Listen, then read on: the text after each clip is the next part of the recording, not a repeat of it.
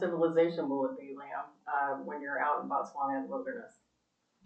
Yeah, so like anywhere, even just like in the United States, there are towns, there are cities, right?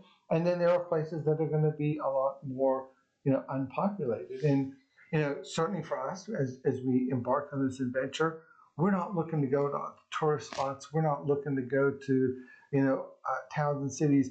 We're looking to be out in the wilderness, away from everybody, away from the tarred roads, away from everything. We want to be out in the bush. And so we've planned our itinerary. It's about 1,720 some odd miles. So it's quite a long stretch, right?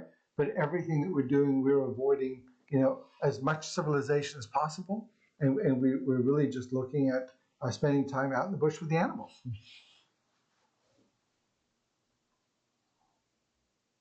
I didn't have anything to add. Sorry. You're the animal. Yeah.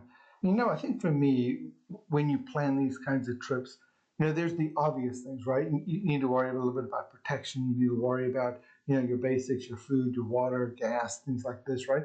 But those really aren't the things you really worry about, right? The things you worry about are the things you don't know about, right? You're thinking about, what happens if you break your arm, break your leg? What happens if you get sick, right? Because you're literally out hundreds of miles from nowhere. There's no hospital, there's no medical services, there's no phone, there's no electricity, there's no running water. And so you truly are independent, self-dependent, right? And so for me, I think when you kind of pose it in terms of like, hey, what are the things you need to be worried about? It's really not the things you can plan for, it's everything else, right?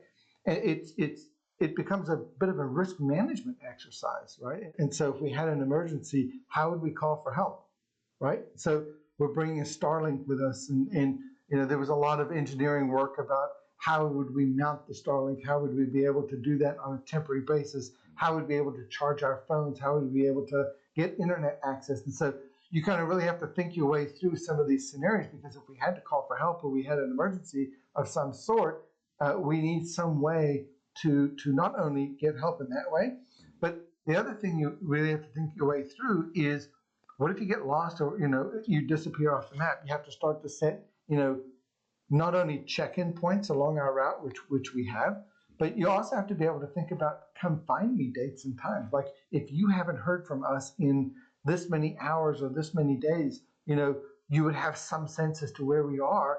And then there has to be a contingency of people that would come and find you. And so these are things you have to think through and think about as well. Just so you know, we have both of those covered. But these are the things you kind of have to walk your way through, right?